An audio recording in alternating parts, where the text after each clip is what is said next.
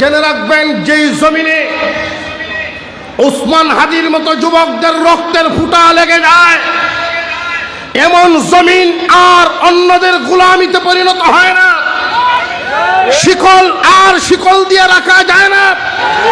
যুবকরা যখন রক্ত দেওয়া শিখে ফেলে, এই জমিনকে তখন অন্যায় থেকে মুক্ত করেই ছাড়ে।